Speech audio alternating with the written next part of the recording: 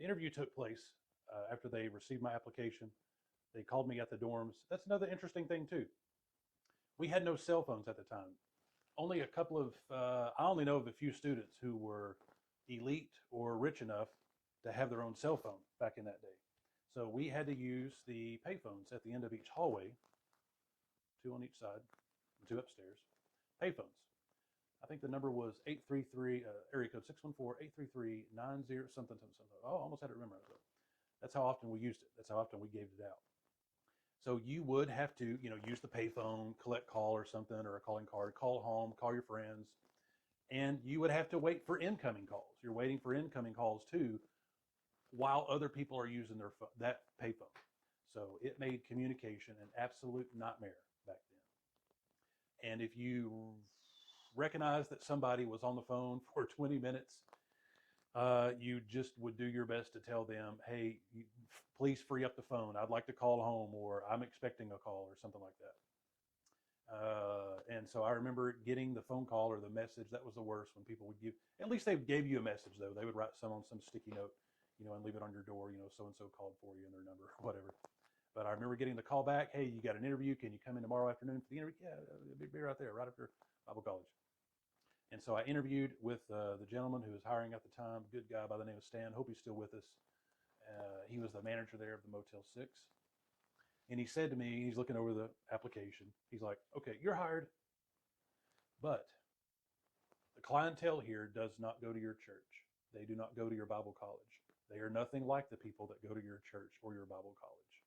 So do understand, you're not dealing with people from your church. They're going to lie to your face.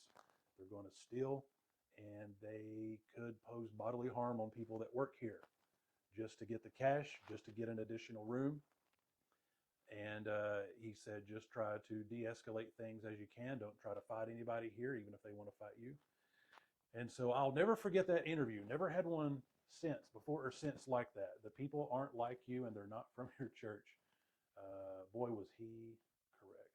That was no underestimation at all. Exposure to that group of people, that was very different, and it brought a lot of good stories back from the dorms. A lot of those guys, those kids, they worked at the church after Bible college, so they were doing mail processing, shipping, receiving, warehouse cleaning, answering phones, admin work. So the 8 hours that I came with was very different than theirs a lot of the times, and they enjoyed hearing what you got to have one interesting person from your duty there at the Motel 6. And so usually, yeah, there would be one. I mean, I'm not proud of, I wished I would have landed at the Hampton Inn, the next exit up, or, something a little bit more nicer would have been better, would have been a better environment, would have smelled a lot better.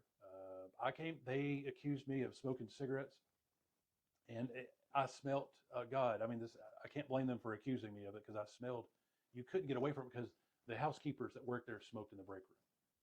So my best efforts, I still smelled like a used ashtray from a car. So that was tough to get around. But we did have a lot of good experiences that opened me up to people that I would never run into at the church. We wish they would go to church with us. I invited some of them. One person came from the hotel. But anyway,